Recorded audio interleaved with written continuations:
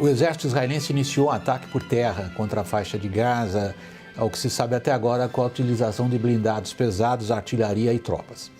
Não temos ainda uma ideia precisa do alcance dessa operação militar. Toda vez que o exército israelense opta por um ataque por terra, a coisa é seríssima e ampla. A julgar pelo que o primeiro-ministro, chefe de governo israelense, andou dizendo agora, algumas horas atrás, o ataque vai ser um dos maiores que o Hamas, que controla ali a faixa de Gaza, a Palestina, jamais teria sofrido. As tentativas internacionais de moderação no conflito até aqui falharam. Mísseis foram disparados agora também do sul do Líbano, onde controla o grupo Hezbollah, em direção a Israel. Na contagem triste do número de mortos, registramos 109 entre os palestinos, 7 entre israelenses. A reportagem é da nossa correspondente em Washington, Núria Saldanha. As forças israelenses e o grupo Hamas seguiram o combate no 4º dia da escalada da violência entre Israel e Gaza.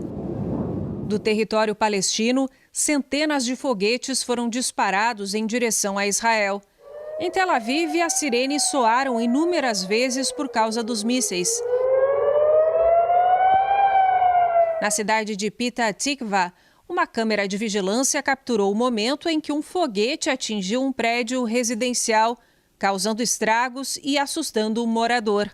Na outra ponta do conflito, Israel atirou e destruiu um prédio de 6 andares. O governo alega que o edifício pertencia ao Hamas. A Agência da ONU para Refugiados Palestinos disse que 2 escolas vazias foram atingidas pelos israelenses.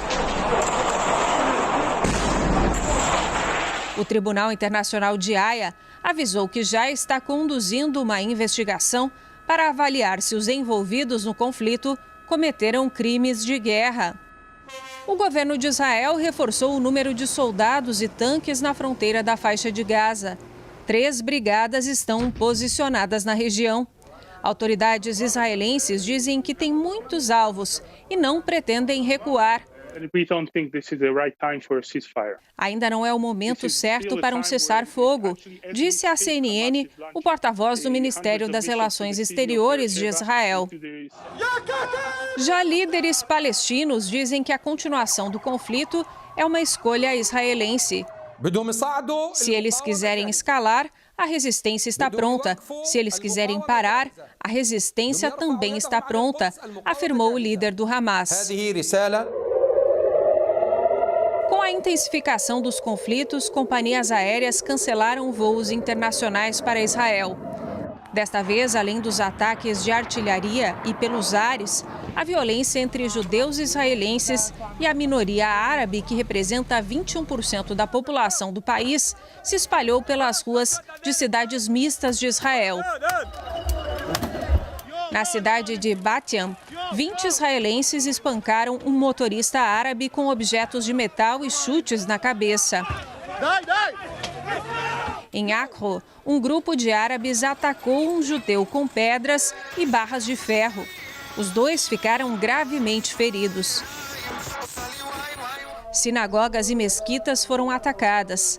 Uma pessoa foi baleada por árabes na cidade de Lod, onde autoridades impuseram toque de recolher e a polícia prendeu mais de 150 pessoas. O primeiro-ministro britânico Boris Johnson pediu a redução urgente da violência e o presidente francês Emmanuel Macron disse que é hora de reiniciar as negociações de paz. O russo Vladimir Putin e o secretário-geral da ONU, Antônio Guterres, também apelaram para o fim do conflito.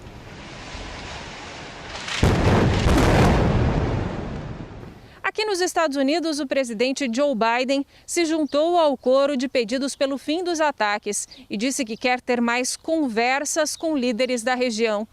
Biden tem sustentado o apoio ao direito de defesa de Israel e chegou até a conversar com o primeiro-ministro Benjamin Netanyahu. Mas a postura do democrata tem dividido até mesmo integrantes do partido dele.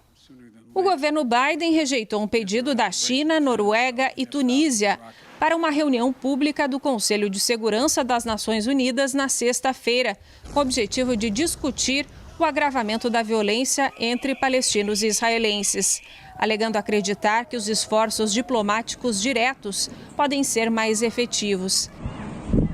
Temendo que a situação saia de controle, Biden enviou um diplomata à região para conversar com os dois lados.